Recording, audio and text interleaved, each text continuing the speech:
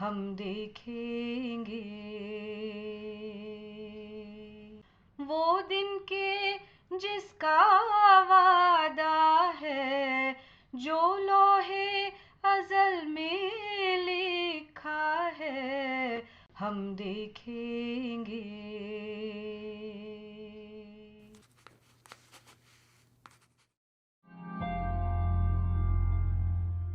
Welcome to another episode of Waqt Ki Awaaz. Today we are going to be talking about music and musicians who are deeply political and have been part of political movements, but at the same time do not write or perform what can be considered the stereotypical protest song. They write about the everyday, they appeal for empathy, they write about emancipation, and they write about the power of the dream. This episode is called Shopno Dekhbo Bole, so that I can dream. আমি শুনেছি সেদিন তুমি সাগরের ঢেউয়ে চেপে নীল জল দিগন্ত ছুঁয়ে এসেছ। আমি শুনেছি সেদিন তুমি নোনা বালি তীর ধরে বহুদূর বহুদূর হেঁটে এসেছ। আমি কখনো যাইনি জলে, কখনো ভাসিনি নীলে, কখনো রাখিনি চোখ ডানা মেলা গাং চিলে। আবার যেদিন তুমি সমুদ্র স্নানে যাবে, আমাকেও সাথে নিও, নেবে তো আমায়, বলো নেবে তো আমায়।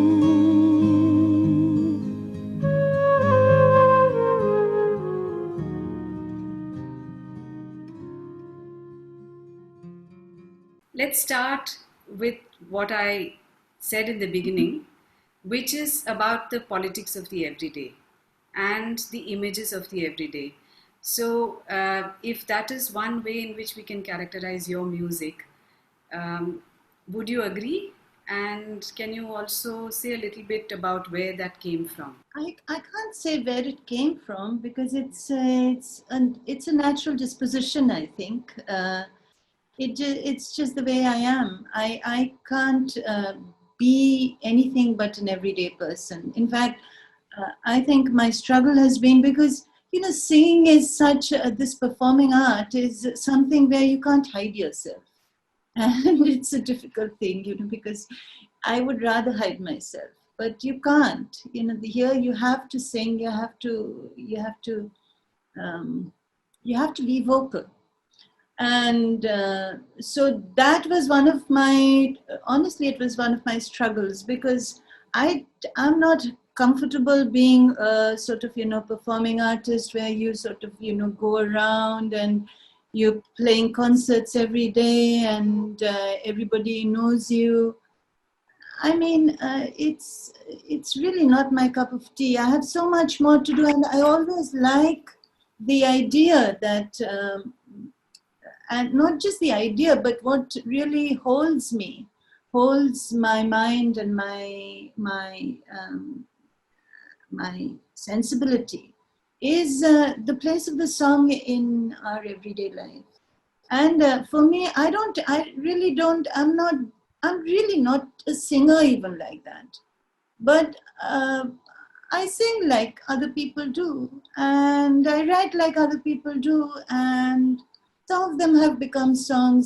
My songs have a quality of, I think, letters. I like to write letters. I like correspondence very much. In a relationship, in a conversation with a friend, when you want to communicate, that's what my songs are for me. That's how they're born. শত শত চোখ আকাশটা দেখে, শত শত শত মানুষের দল, যশোর রোডের দুধারে বসত বাঁশের ছাউনি, কাদামাটি জল, কাদামাটি মাখা মানুষের দল। It is every day. It's about life, and life is something, and it's also sometimes life is so mundane. Life is not full of excitement every day. Life is just the grind of life is so tedious. And so we just sing about the tediousness of life too. And then the desire to break out of it. And how do we break out? I think there is where resistance and protest comes in. देखो ये आसमान देखो जो तुम्हारे ऊपर है, तुम्हें छत दे रहा। ये हवा देखो जो हर वक्त तुम्हारे साथ है, तुम्हें घेरे हुए। ये पानी देखो, ये अक्स देखो, देखो तो देखो ना, देखो।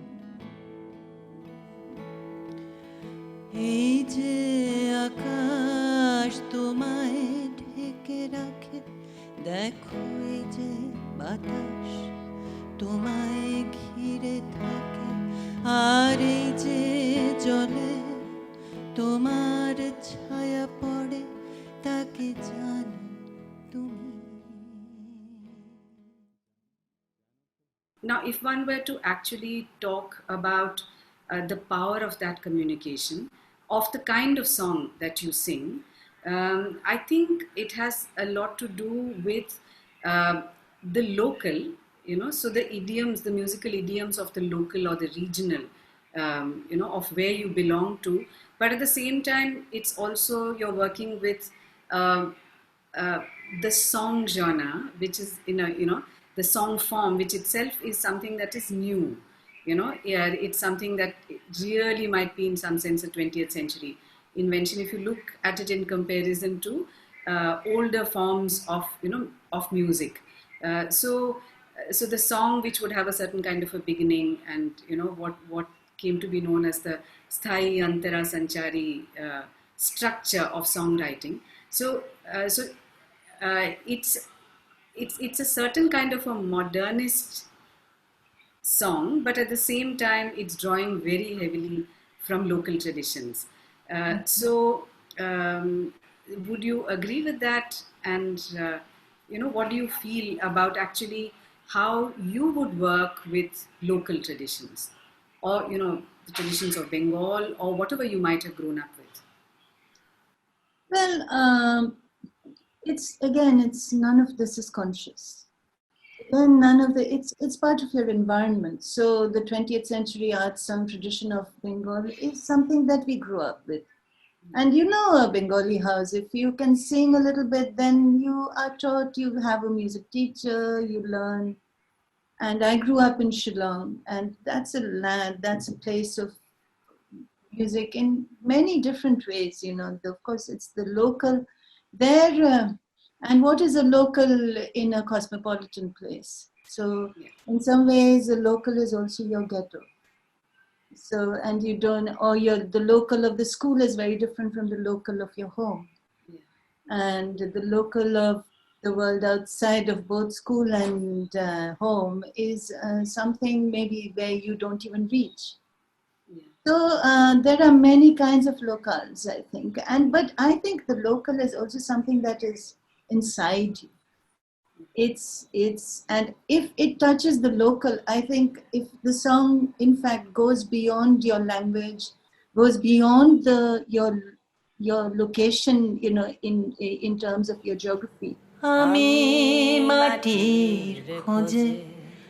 মাটির খোঁজে দেশ দেশান্তে যাই, বন্ধু যারা মাটির মতো তাদের খুঁজে ফিরি। If it can reach people, then there must be another kind of locale that we're talking about here. Yeah. And I would think that is kind of the place of feeling, of thinking, and where music can reach, where we listen to people who sing in other languages, come from other cultures. And because I've lived between places a lot, and I've seen and I've worked with musicians who don't necessarily come from my language or place. But the communication happens, and I think the communication happens because there are other ways of looking at what is local, and it is I would therefore think a little bit outside of the framework of local traditions and folk traditions, or even the tradition of our art song. I'm more thinking of the realm of feeling, I think. Yeah, that's a really wonderful way to put it, and I guess that's exactly this whole idea of conveying an emotion through a song, conveying a feeling through a song, which crosses borders, and we've seen that historically, right? So what is the appeal of a Bob Dylan to us? When we are sort of sitting in India, different parts of India, where it communicates not only because it's in English, but it's also communicating through its musicality, a percussivity, or a way of using a word. How many times must the cannonballs fly before they're forever banned? The answer, my friend, is blowing in the wind. The answer is blowing in the wind.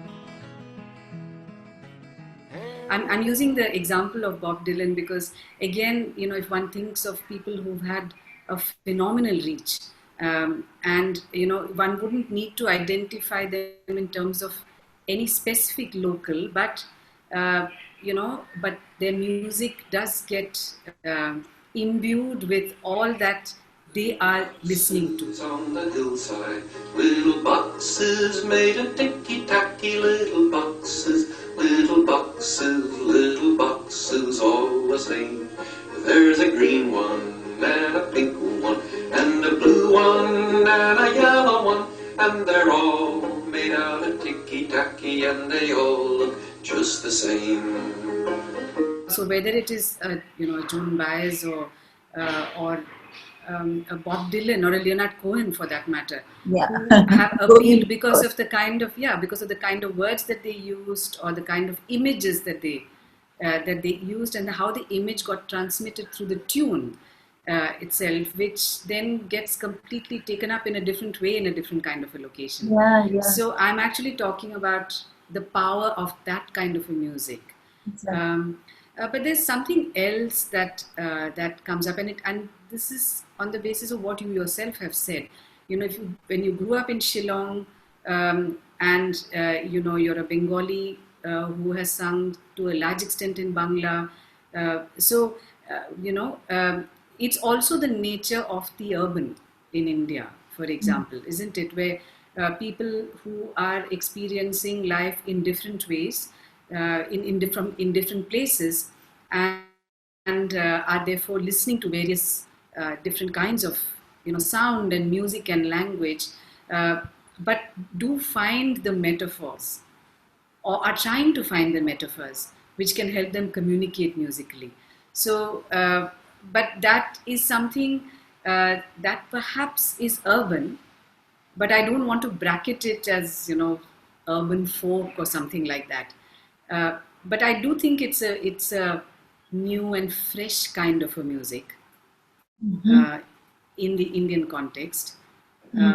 What do you feel about something like that? About my own songs, a writer, journalist in Dhaka, he said this. His name is Farooq Wasif, and we were having a conversation conversation which was like broadcast later, and he was saying, supposing I call your song Nagorik Bichedigan. So Nagorik is of course urban and of the nagar, of the city, and Biched is Biched, so it would be songs of separation. Because I think it's that is an also pervasive thing in my music, that there is this melancholy and there is a sense of yearning and separation in my songs. It's something I can't help. So and Can then can you sing something for us? yeah. So he was saying these are like urban songs of separation. But Bichchedi Gan is a genre in Bengal. So he was actually saying that, you know, it's almost like that genre has been transported and you into your music. I quite like the description actually. So yes, it is. Of course, it's certainly urban, but I've been thinking from the morning about one song that I wrote many years ago, but I haven't sung it for ages. And then when this lockdown happened, and then there were all these people on the streets trying to reach home, then I remembered this song. And this song is, so we were talking about, it kind of brings together many of the ideas that we're talking about here. So the everyday thing. So I wrote this song when I used to work for the Statesman. That's the other thing. You know, I always wanted to have another career because I did not want to be a singer and depend on, you know, my living from music. Although what I do is music, whatever I do is music in many ways. But I was coming home from my office would actually mean a lot of images, because you're walking on the city and you are in a car, in a vehicle, waiting for the bus, the tram, whatever, and you see people. And I wrote this song which is called Dol Dol Dol. It's like a cradle song, and it's like it has all these images where পথের পাশে ছোট্ট দোকানে দেখেছি খুঁটিতে খুঁটিতে টাঙানো দোলনায় তোকে দোল দোল দোল পথের পাশে ছোট. So I saw you in this roadside shop, and you were just, you know, you were swinging in this little cradle that that had been put up. And you were hanging, you were swinging there. Dol, dol, dol.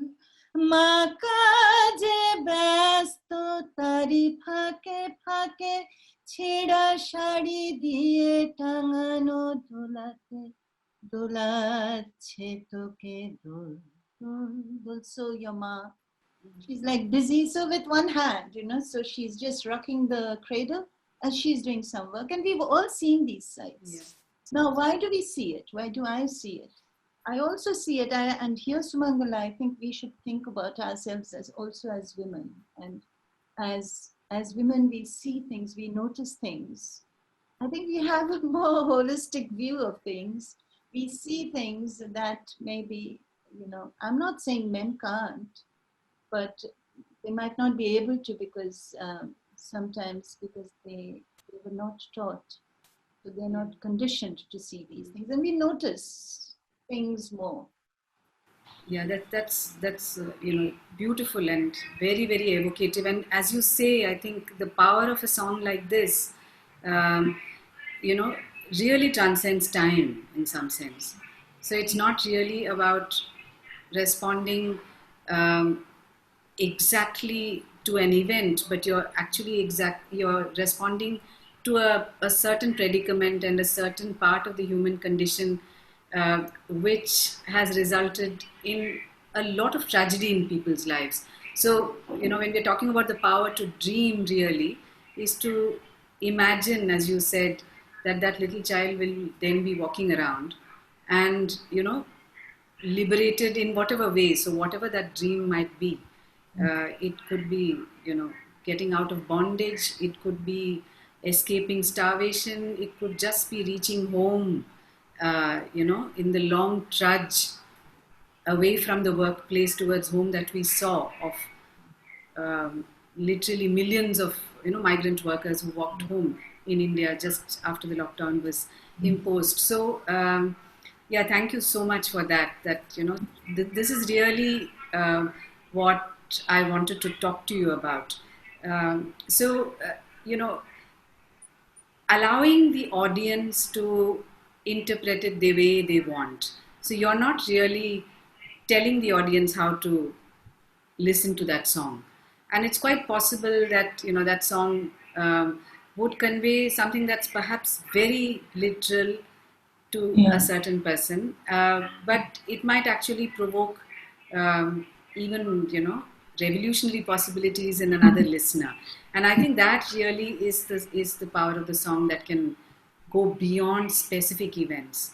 The last thing that I'd like to ask you is that, you know, in the last months, say about 3 or 4 months before the lockdown, when the country was really rocked by protests in different parts. तानाशाह आके जाएंगे हम कागज नहीं दिखाएंगे, तानाशाह आके जाएंगे हम कागज नहीं दिखाएंगे, तुम आंसू गैस उछालोगे, तुम जहर की चाय उबालोगे, हम प्यार की शक्कर घोल के उसको गट गट गट पी जाएंगे, हम कागज नहीं दिखाएंगे, हम कागज नहीं दिखाएंगे.